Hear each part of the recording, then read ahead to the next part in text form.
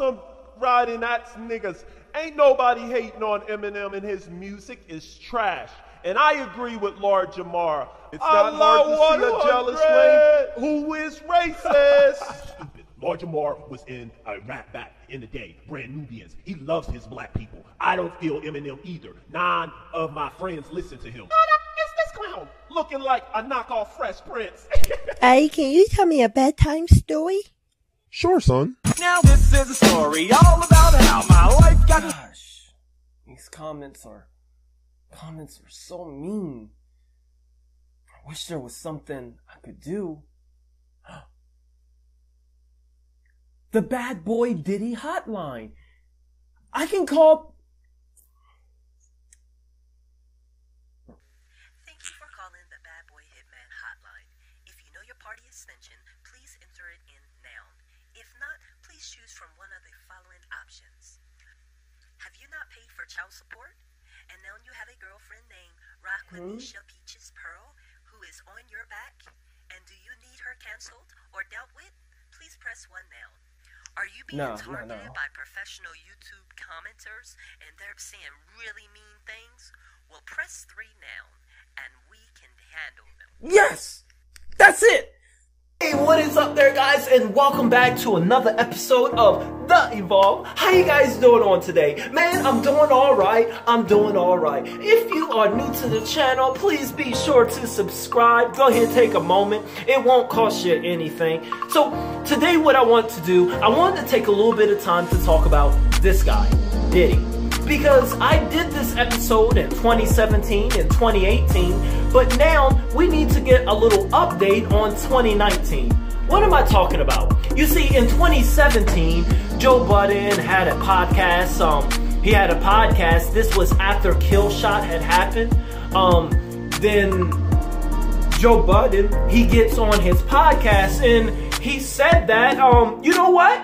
Guys, don't worry about it. I talked to Diddy. He gave me permission. Daddy Diddy gave me permission to say this. Diddy, he gonna handle him. Now, Joe said that in 2017 that he was gonna handle him. Now, let me just play the clip. Nothing to speculate about, nothing to talk about. Puff said it's in his hands, and he said I can say it. He said, you know, there's nothing to say about it. It's in my hands. You wild. So all of 2017, Diddy didn't do anything. But then in 2018, I did another episode just to recap, and he didn't do anything. But how about for 2019? Today I want to talk a little bit about what has happened and if Diddy finally got around to handling him. Now, I gotta say, 2019, it was a little bit different. Because it seemed like there were several attempts on not so much Diddy trying to handle Eminem, but there were several attempts on a lot of different people in 2019 taking a stand. They were empowered. They were emboldened for some strange reason to come at Eminem. Now, we had people like MGK. As you guys know, Eminem had already killed off MGK with Killshot, but still in 2019, MGK still persists to, he continued to perform Rap Devil at his concerts, and he continued to talk about Eminem and his interviews and a lot of different things. So MGK, who is associated with P. Diddy, he never got around to actually handling Eminem. Now, you know what? I think Diddy, he sicked somebody else on him in 2019. See, let me play this interview real quick. Who the king of rap? Let me see. I can't even lie. Such and such doing good right now. No, it's me. Right. It is crazy that right now Eminem is the king of rap. Why would you say he's not? You got to come with a better name. That ain't even worth. All right. Cause I ain't playing Eminem in my car. Okay. You playing me yours? When he drops something, usually the week of. You sliding around playing Eminem in your car, you and your old lady? Nah, just Dolo. Like just Dolo playing Eminem, just metaphors. Yeah, bars, just going bars. Because there's something for every occasion. When you ride a Dolo, like you wanted like you hell.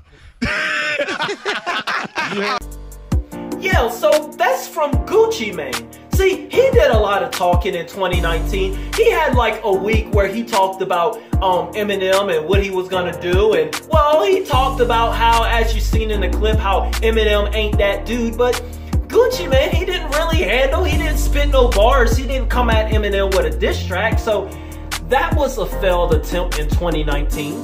Oh, and we cannot forget also, there was Lord Jamar. Now in 2019, Lord Jamar had a field day. I mean, Lord Jamar, he went to Eminem's house, and like I said, he didn't ask for no sugar. He didn't ask to borrow no salt or 50 cents.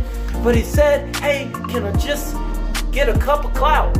So this year was a big year. Lord Jamar, he did his best attempt to kind of, I guess, handle Eminem. He did several interviews. He has been on a Eminem hating tour. Not just that, on his Godcast. His Godcast blew up. He started his own Godcast, and they talked a lot about Eminem and him being a white boy. And so yeah, it was a lot of weirdness with Lord Jamar. But we come to find out, Lord Jamar didn't really have an impact on Eminem in 2019. You know, Eminem actually there was this one time during it that Lord Jamar had got really happy and started feeling himself because he thought that Eminem was talking about him. Where Eminem sent out this tweet where he was like, hey, you know, people think they want it until they do. And, you know, or something like that. I'll put up the tweet there. And Lord Jamar, he responded to that tweet. He was getting happy. But all 2019, Eminem just kind of ignored Lord Jamar. Lord Jamar is still talking about him and still on his Godcast or whatnot, but Lord Jamar has not had an effect on Eminem this year. So that was another failed attempt at handling him. You know who else came from underneath of their rock in 2019? The Crab Cracker himself. Mr. Krabs himself. Benzino. Benzino came out of nowhere. Benzino, he has... And the thing is with Benzino, all 2019, he has been using his Twitter fingers. I mean, he doesn't have a rap career. A few of his restaurants have got shut down. He has one. Benzino, he not just came after Eminem this year, but he came after Stans and me personally. Now, Eminem has not once addressed any of his tweets or anything with regards, so Benzino haven't had no impact at all. But still today, if you want to follow him, he puts up some hilarious stuff. Every now and then, Benzino, he gets really drunk and he just starts spamming some Eminem hate. If you just mention Eminem, then something gets triggered inside of him. It's super weird, but Benzino, he's in no place to handle him, but he tried in 2019. That was another failed attempt. Oh, but there's more, people. There's more. In 2019, you know who else came back? Charlemagne. Charlemagne the God. Now, Charlemagne, he decided in 2019 he was gonna take the Eminem hate up a little level. You know, he just did a lot of talking. I mean, he just went at him by going against him. You know, I think that I could have came in with, I got bars from Mars and I eat those chars or whatever, and he would have said, yeah, you killed him if I was battling him. But, you know, Charlemagne the God, he had stated this year that Nick Cannon won and a bunch of other stuff. And, yeah, but Charlemagne, he didn't have no impact, so Charlemagne was coming at him. But you know the biggest attack on him in 2019, now that we're in 2020, was Nick Cannon. Now, Nick Cannon, out of nowhere, the Nickelodeon kid, the Disney kid, you know, they do the little, you know, when the Disney have the wand and they do the little, y'all know, the Disney kid, he decided to try to, I don't know, to revive his rap career, or I'm not sure exactly what he was done, but he hit Eminem not with one diss, not with two diss, but 3 diss tracks. He hit down Eminem, and Eminem, before the 3 diss tracks, Eminem did mention him on a Lord Above song, and he said some things. Unit, And so Nick Cannon, he took that and ran with it. But even before that song, Nick Cannon, he was on Vlad TV and he was on the T.I. podcast talking about how he's looking for Eminem in Detroit and how he wants to fight him and he's ready. He's got to show himself to Mariah that he's a man. But anyway, so Mariah, ex-wife, he tried to end Eminem this year or something, and he miserable. I mean, the internet, we don't usually come together too much, you know, in unity and harmony, but the internet did something amazing, and they came together in harmony and said, no. Even Charlamagne said, Nick, you should not be rapping. You gotta stop it. You can't do this. Everybody said it was bad. It was a bad attempt, and Eminem didn't respond to the first diss track. He didn't respond to the second diss track. Now on the third diss track, Nick Cannon, he came on about himself and he tried to use race and brung up some when Eminem was 15 years old, but that was a failed attempt. It just looked like he just turned to look desperate and really wanting him on season 15. But yeah, it all turned on. It didn't turn in Nick Cannon's favor. So Nick couldn't really handle him. But how does this get back to Diddy? Because Diddy started this handling tour in 2017. So why did I bring Diddy up? Is because one thing that every single one of your Charlemagne's, your Joe Buddens, your Gucci Mane, your Nick Cannon, your Benzino, one thing that all of these people have in common is that they have some relationship and association and musically or friendship with Diddy. Now, some may say, are you trying to say that Diddy has sicked them on him, has sicked these players out, and that's how he was going to handle him, and he's been trying for 3 years? Well, to be honest, I'm not going to put it past him, because Diddy, he has a history, as I said in my last in 2018, and I explained his history, he has a history of sicking people to not actually fight his own battles, but he sick people out to go get or to go do stuff for him. Diddy has never been the type of person that put himself in the forefront and actually do the handling himself, but Diddy do have goons. He do have people that do it for him, that do stuff. And that is why Diddy has not, that's how Diddy has been so clean and has been at the top for so long with regards to, you know, his own inner circle, and never, he always seemed to be a clean player because of how he operates.